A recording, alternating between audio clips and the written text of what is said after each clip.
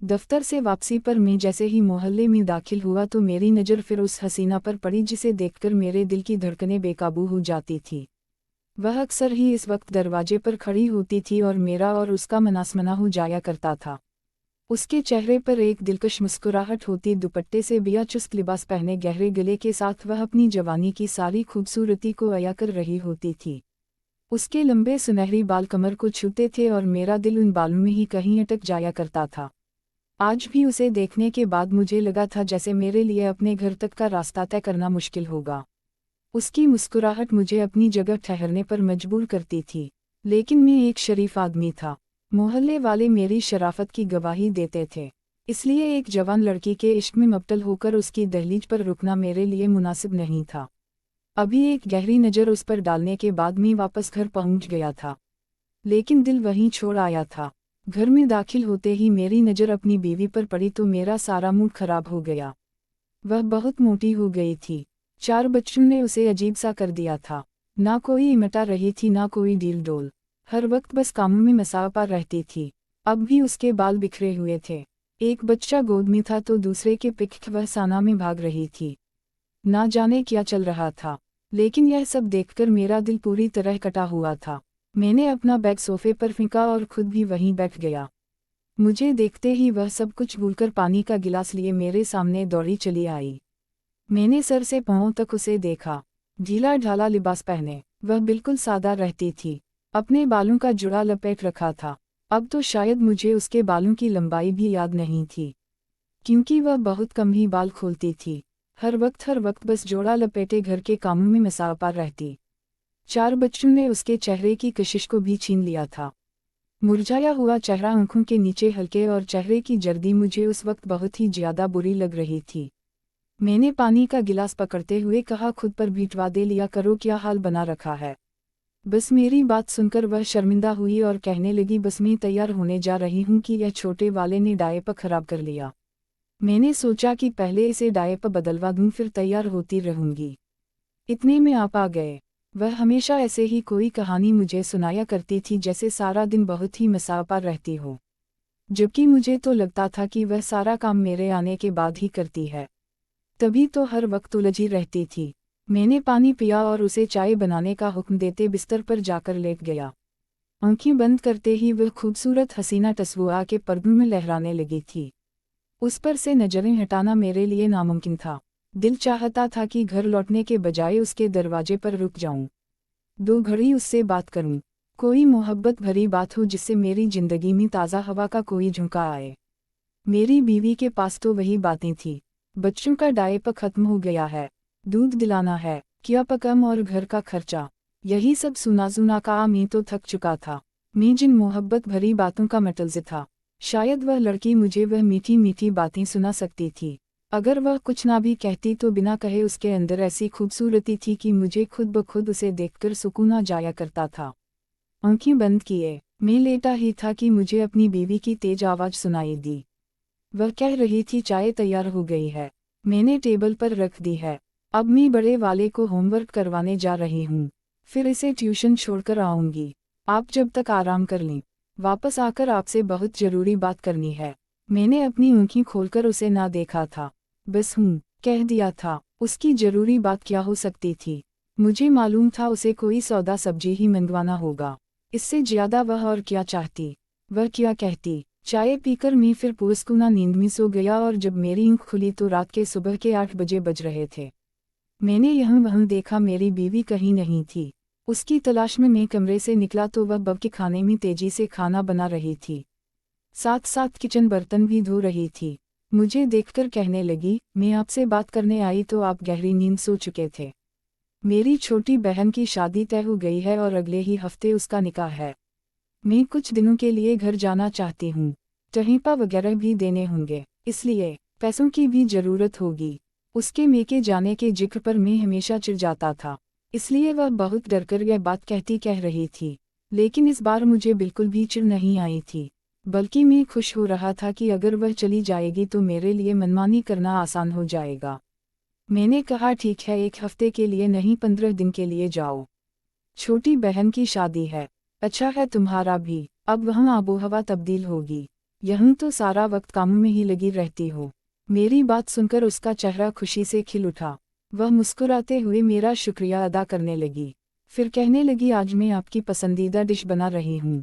रात तक उसने सारे काम नापट और फिर उसने पैकिंग शुरू कर दी। तोहफे के लिए मैंने उसे 5,000 रुपये पकड़ा दिए थे। फिलहाल मैं इसे जान छुड़ाना चाहता था। उसने वह पैसे संभाल कर रख लिए। ना ही उसने मुझसे शादी के कपड़े बनाने का कहा था और ना ही किसी और चीज़ का मतलबा किया था। उसने सारे पुराने कपड़े एक ही बैग में पैक किए थे और कहने लगी कि कल सुबह दफ्तर जाते हुए हमें छोड़ दीजिएगा। वैसे तो बहुत दूर का रास्ता था, लेकिन इस वक्त मेरे लिए उसे छोड़ना ज़्यादा आसान था। उसकी थकन जाद शक्ल डका कर मैं बाआ हो रहा था। मैंने कहा, ठीक है, सुबह तैयार रहना। और फिर अगली सुबह मैंने बाइक पर उसे और अपने चारों बच्चों को बिठाया और सीधा अपने ससुराल पहुंच गया। दरवाजे से ही उन्हें अल्लाह हाफिज कहते मैं दफ्तर चला गया था। मैंने सुकून की सांस ली थी, क्योंकि मेरा इरादा था कि अब मैं उस हसीना से बात करूंगा, उसका नाम पूछूंगा और उसे अपने घर आने की दावत भी दूंगा। मेरे घर में अब मेरे सिवा और कोई नहीं था। उसी दिन दफ्तर से वापसी पर इत्तेफाक मुझे देर हो गई। मगरिब के बाद का वक्त था। हर तरफ सन्नाटा था, लेकिन वह हसीना दरवाजे पर ही खड़ी थी। उसे देखकर मुझे ऐसा लगा जैसे वह मेरा ही इंतजार कर रही हो। उसकी मुस्कुराहट पर मैंने अपनी बाइक आहिस्ता की थी और फिर उसे सलाम किया था। मेरी टपकू के बरक्स उसने न सिर्फ सलाम का जवाब दिया था, बल्कि वो मुझे अंदर आने की दावत भी दे रही थी। कहने लगी कि हम यहाँ नए शिफ्ट हुए हैं, ज़्यादा किसी को नहीं जानते। आप आए, मैं चाय बनाती हूँ। मेरी अम्मा भी हैं, उनसे भी मुलाकात हो जाएगी। हम तो चाहते हैं कि हमारा लोगों से मिलना उलना हो, लेकिन यहीं ज़्यादा कोई मिलने उलने वाला ही नहीं। उसकी बात सुनकर ना जाने मेरे दिल में क्या समाई कि मैंने उसकी चाय की ऑफ़र कबूल कर ली। यहाँ वहाँ देखा, उस गली में कोई भी नहीं था। मैं बड़ी तेजी से उसके घर में दाखिल हुआ था।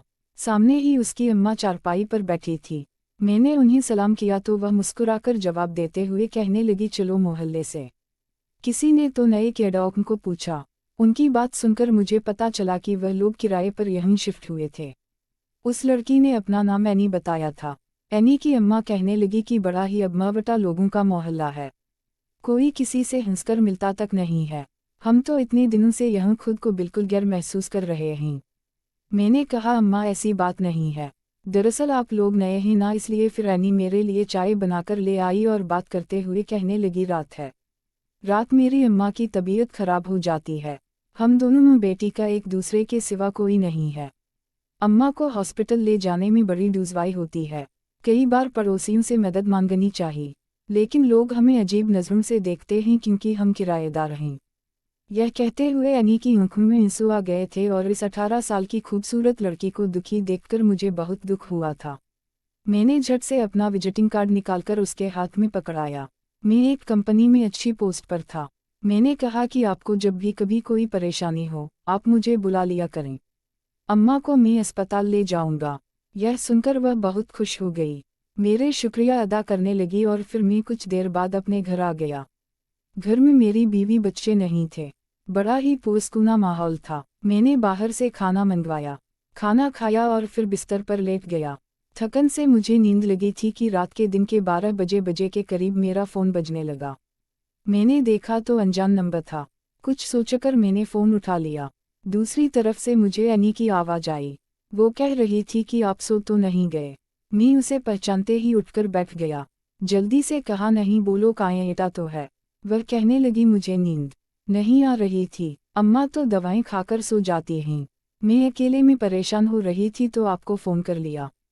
इसके अंदाज में बड़ी ही बेनलफे थी, जैसे वह मुझे बरसों से जानती हो। जब वह लड़की होकर नहीं झिझक रही थी तो फिर भला मैं कैसे हिया कटा। मैं तो फिर एक शादीशुदा मर्द था। मैंने उसे अपनी बातों के जाल में फंसाना शुरू कर दिया। उसे उसके हुस्न की तारीफ करने लगा, उसकी परेशानियां बांटने लगा। उसने बताया कि उसके वालिद एक एक्सीडेंटा में इस दुनिया से चले गए थे और जब से वह इसकी वल्द बहुत मुश्किल से गुजारा कर रही थी। वालिद की पेंशन पर ही उनका गुजारा होता था। उसने अपने घर के हालात बताए थे। वह सुनकर मुझे बहुत दुख हुआ था। मैंने बहुत प्यार से उससे कहा, यानी किसी भी चीज़ की ज़रूरत हो तो मुझे किसी चीज़ की ज़रूरत नहीं है। ऐसा दोस्त चाहिए जो मेरी तन्हाई को बांट सके। फिर वह मुझसे मेरी बीवी बच्चों का पूछने लगी तो मैंने उसे बता दिया कि मेरी बीवी बच्चों के साथ अपनी अम्मा के घर गई हुई है। यह सुनकर वह और भी तसल्ली से मुझसे बातें करने लगी और फिर सारी रात हम दोनों की बातों में ही निकल गई। सुबह दफ्तर जाने के वक्त में नींद से बेहाल हो रहा था, लेकिन नई मोहब्बत का खुमार चढ़ा था, इसलिए अपनी इस थकन को मुस्कुराकर बर्दाश्त कर लिया था। अगर यही रद्द जगह मुझे मेरे किसी बच्चे की वजह से करना पड़ता तो मैं अपनी बीवी पर खूब चीखता चिल्लाता कि मुझे दफ्तर जाना था और तुम लोगों की वजह से नींद नहीं हुई। लेकिन एनी से बात करने के बाद मुझे हरगिज़ भी इस बात पर कोई अफसोस नहीं था कि मैं रात को बस 1 घंटा ही सो सका था। आने वाले 2-4 दिन तक यही मामूल चला। मैं दफ्तर के बाद वापसी में उसके घर चला जाता और फिर उसकी अम्मा की खैर कायटा पूछकर एनी का दीदार करके वापस लौट आता। एनी के हाथों की बनी चाय भी पी लेता और फिर सारी रात उससे बातें भी करता। यह दिन के अंदर अंदर ही मेरे से ख़त्म हो गए थे और हम दोनों एक दूसरे के साथ बहुत ज़्यादा अटैच हो गए थे। एनी ने 2 दबे लफ्ज़ों में मुझसे अपनी पसंदीदगी का इजहार भी कर दिया था, इसलिए मैं भी पीछे ना रहा और मैंने भी अपनी मोहब्बत का इजहार कर दिया। यह सुनकर उसकी खुशी की इंतहा ना रही। वो कहने लगी कि मैं आपसे तन्हाई में मुलाकात करना चाहती हूँ, आपको बताना चाहती हूँ कि मैं आपसे कितनी मोहब्बत करती हूँ। मैं भी अभी दूर दूर की मोहब्बत से थक चुका था। अपनी बीवी के आने से पहले मैं एनी को हासिल कर लेना चाहता था, इसलिए मैंने भी उनसे मुलाकात की हामी भरी। एनी कहने लगी कि मेरे घर तो अम्मा होती है, लेकिन अगर मैं रात के अंधेरे में आपके घर आ जाऊं तो आपको यकीनन कोई परेशानी नहीं होगी। मुझे भी लगा कि इससे ज़्यादा महफूज जगह और कोई नहीं होगी।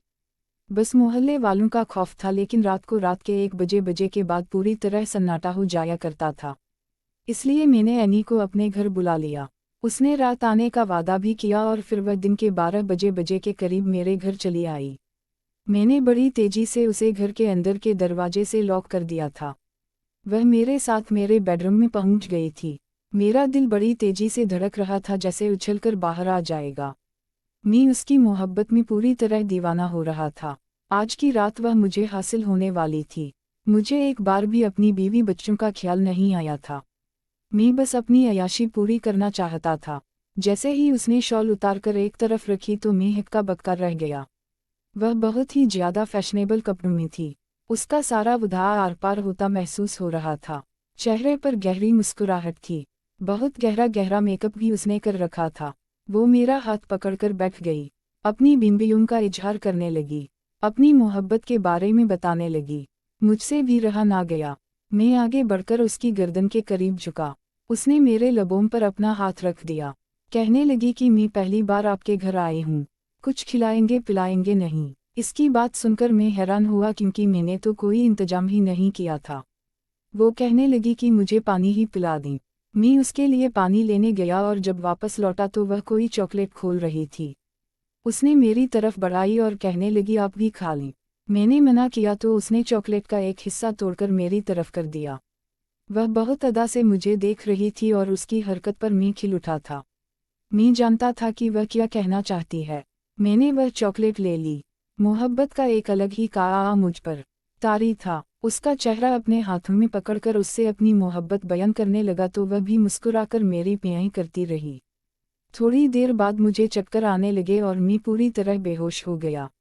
और जब सुबह मेरी आँख खुली तो मेरे ओसना खत्म हो गए। मेरी दुनिया लुट चुकी थी। मैं पूरी तरह बर्बाद हो गया था। मेरे घर में मैं ना था। सारी अलमारियां खुली हुई थी। वह सारा जेवर पैसा गायब हो चुका था, जो बड़ी मेहनत से मैंने जमा किया था। कितनी देर तक मुझे कुछ समझ नहीं आया था। मेरी हालत बहुत खराब हो रही थी। तकलीफ भी बहुत थी और लूट जाने का गम भी। मैंने फौरन पुलिस को फ़ोन लगाया और फिर कुछ ही देर बाद पुलिस घर आ गई। सारे मोहल्ले को खबर हो गई कि मेरे घर में चोरी हुई थी। हर कोई इस बारे में बात कर रहा था। ना जाने कैसे मेरी बीवी को भी यह खबर मिल गई थी। वह भी बच्चों के बगैर ही दौड़ी चली आई थी। बीवी को देखकर तो मेरे सर पर आसमान गिर पड़ा था। मैं उसे क्या बताता कि उसकी गैर मौजूदगी में मैं किसी दूसरी लड़की को घर लाया था, जिसने मुझे पूरी तरह बर्बाद कर दिया था। पुलिस वाले भी जानना चाहते थे कि चोर किस तरह अंदर आए। कौन सा ऐसा रास्ता था कि कोई भी मेरे घर में आसानी से आ सकता था, क्योंकि मेरा घर ऐसा बना हुआ था कि जब तक मैं दरवाज़ा ना खोलता कोई अंदर नहीं आ सकता था। पूरा घर जंगले से बंद था। कुछ अरसे पहले ही जब मोहल्ले में चोरियां बहुत बड़ी थी तो मेरी बीवी ने मुझसे कहकर यह पूरा घर इस तरह से पैक करवाया था कि जब तक बेहुना दरवाज़ा ना खोला जाता कोई घर के अंदर कूदकर ही नहीं आ सकता था। हर दीवार को छत से जंगले के जरिए मिलाया गया था। मैंने सर झुकाकर पुलिस वालों के सामने इंकसाया कर दिया कि मोहल्ले की एक ज़रूरतमंद लड़की को मदद की ज़रूरत थी। वह अपनी मां को हॉस्पिटल ले जाने के लिए मेरे पास आई थी। मैंने ही उस लड़की को अंदर आने की इजाज़त दी थी। बीवी की मौजूदगी में मैंने बहुत ही नेता के साथ उस लड़की की मौजूदगी को बयान किया था, क्योंकि मुझे बहुत ज़्यादा इस बात का खौफ था कि अगर उसे पता चला कि मैंने उसके पीछे क्या किया है तो वह मुझे छोड़कर चली जाएगी। वह जैसी भी थी मेरे बच्चों की मां थी, मुझसे बहुत मोहब्बत करती थी। उसे मैं किसी तौर पर नहीं खोना चाहता था, तो बस उसके पीछे कुछ दिन सुकून और अय्याशी के साथ गुजारना चाहता था। फिर पुलिस वालों ने मुझसे उस लड़की का हलिया पूछा और मुझे पुलिस स्टेशन बुलाकर चंद एक तस्वीर मुझे दिखाई। उनमें से एक तस्वीर उस लड़की की भी थी। मैंने जैसे ही उसे पहचाना और बताया कि हाँ यही एनी थी, तो पुलिस वाला मुस्कुराया और कहने लगा इस लड़की का कोई एक नाम नहीं है, इस लड़की के 1000 नाम है। यह अपना हुलिया बदलती है, मोहल्ला तब्दील करती है और फिर किसी भी सीधे साधे मर्द को घेर कर इसकी तन्हाई का फ़ायदा उठाकर उसका पूरा घर खाली कर देती है। उसने आपके साथ भी यही किया। वो मेरी आंखों में आंखें डालकर कहने लगा अपनी बीवी के सामने तो आपने अच्छे तरीके से अपने गुनाह को छुपा अपने गुनाह को छुपा लिया, लेकिन मैं जानता हूँ कि यह लड़की उन्हीं मर्दों के घर में दाखिल होती है जो इसे खुद इस बात की इजाज़त देते हैं, जो इसकी जवानी का फ़ायदा उठाना चाहते हैं। क्या इसने आपको चॉकलेट में बेहोशी की दवा नहीं दी थी? पुलिस वाले ने मुस्कुराते हुए ऐसे सवाल किया था कि मेरे रोंगटे खड़े हो गए थे। फिर वह कहने लगा आज नहीं तो कल आपकी बीवी को भी इस बात का इल्म हो ही जाएगा। बेहतर यह है कि अपनी बीवी को खुद सारी बात बता दे। पुलिस वाले की बात सुनकर मैं शर्मिंदा हो गया था। मेरा गना सच उसके सामने खुल गया था। फिर उसने मुझे एनी की बहुत सारी तस्वीर दिखाई और यह देखकर मैं हैरान रह गया। उस लड़की के असली बाल सिर्फ कानों तक थे। वो अपने सर पर विग का इस्तेमाल करती थी। खूबसूरत नजर आने के लिए बहुत कुछ अपने चेहरे पर लगाती थी, वरना वह एक मामूली सूरत लड़की ही थी। पुलिस वालों ने कह दिया था कि वह इसकी तलाश कर रहे हैं और मैं वापस अपने घर आ गया था। मेरी बीवी सर पकड़कर बैठी थी, रोते हुए मुझसे कहने लगी यह सब कुछ मेरी वजह से हुआ है। काश कि मैं इस तरह आपको छोड़कर ना जाती तो यह सब ना होता। आपकी सारी जिंदगी की मेहनत लुट गई है। मेरी बीवी खुद को कसूरवार ठहरा रही थी। मैंने बहुत गौर से उसका चेहरा देखा और वह बहुत बदली हुई लग रही थी। चेहरे पर ना थकन के आसार थे, ना आंखों के नीचे हल्के थे। ऐसा लग रहा था जैसे पिछले एक हफ्ते में वह पहले जैसी हो गई हो। चेहरे का रंग भी निखर गया था। मैंने उसके हाथ पकड़े तो उसके हाथ भी नरम मुलायम थे। उसने मुझे इस तरह खुद को टकाटा पाया तो कहने लगी क्या बात है माँ, आपको क्या हो गया है? मैंने उससे पूछा कि तुम एक हफ्ते में क्या करती रही हो। मेरी बात सुनकर वह खामोश हो गई। फिर कहने लगी कि बच्चों को मेरी अम्मा देख लिया करती थी, तो मैं रात को सुकून की नींद सोया करती थी। दिन में खाना भी छोटी बहन बनाती थी, सफाई के लिए मलमा आती थी। ज्यादा काम नहीं था तो मैंने बस आराम ही किया है। इसकी बात सुनकर मेरे दिल को धड़ाका पहुंचा था। मुझे ऐसा लगा था जैसे मेरी बीवी को बदसूरत किसी और ने नहीं बल्कि मैंने बनाया था। वह तो हमेशा की तरह अब भी बहुत खूबसूरत थी, लेकिन मैंने जितनी जिम्मेदारियां उसके सर पर डाली थी और 4 बच्चों की ताबेटा और उनकी परवरिश की जिम्मेदारी वह जो निभा रही थी उसने उसे अब्दुल और नामुनाजिबा कर दिया था। शायद वाकई उसे खुद पर टवा देने के लिए वक्त ही नहीं मिलता था। इस बात का एहसास हुआ तो मैं उसके कदमों में बैठ गया। मैंने उससे माफ़ी मांगी और कहा जरा मुझे माफ़ कर दो, मुझसे बहुत बड़ी गलती हो गई है। वह हैरत से मेरी तरफ देखने लगी और फिर मैंने उसे शुरू से आखिर तक सारी बात बता दी और फूट फूट कर रो दिया। कितनी देर तक वो सख्त के आलम में बैठी रही। फिर उसने मेरे सर पर हाथ फेरा और मेरे बालों से खेलते हुए कहने लगी मुझे आपसे कोई शिकवा नहीं है। दरअसल मैंने ही अपना ख्याल नहीं किया, इसलिए आप गैर लड़की की तरफ मटवा हुए। मुझे ख्याल करना चाहिए था कि मुझे अपने शौहर के लिए बनना संवरना चाहिए। जरा सा उगी इस बात को भी अपने ऊपर ले रही थी और मैं उसकी अच्छाई पर दंग रह गया था। मैंने उसके आगे हाथ जोड़े थे और वादा किया था कि मैं दोबारा किसी और की तरफ नज़र उठाकर भी नहीं दिखाऊंगा। उसने मेरे सीने पर सर टिका दिया था। कितनी ही देर हम दोनों आंसू बहाते रहे थे। फिर मैंने जारा से कहा कि चलो उठो, मेरे अकाउंट से पैसे निकलवा कर मैं तुम्हें शादी के लिए शॉपिंग करवाता हूँ। बच्चों के लिए भी कुछ सामान ले लेना और फिर हम दोनों खूब अच्छे से शादी अटेंड करेंगे। मेरी बात सुनकर वह दंग रह गई, क्योंकि काफ़ी अरसे से मैंने उस पर टवा देनी छोड़ दी थी और ना ही मैं उस पर पैसे खर्च करता था। मैंने उसका हाथ पकड़ा और बाजार के लिए निकल पड़ा। मैं जान गया था और बाजार के लिए निकल पड़ा था। मैं जान गया था कि इंसान का सुकून उसके खुद के बनाने से बनता है। मैंने खुद अपने घर को जहन्नुम बनाया था। ना मैं बीवी पर तवज्जो देता था, ना बच्चों को संभालने की कोशिश करता था। कई कई रातें बच्चों की बीमारी में मेरी बीवी जागकर निकाल देती और सारा सारा दिन घर के काम करती और मुझे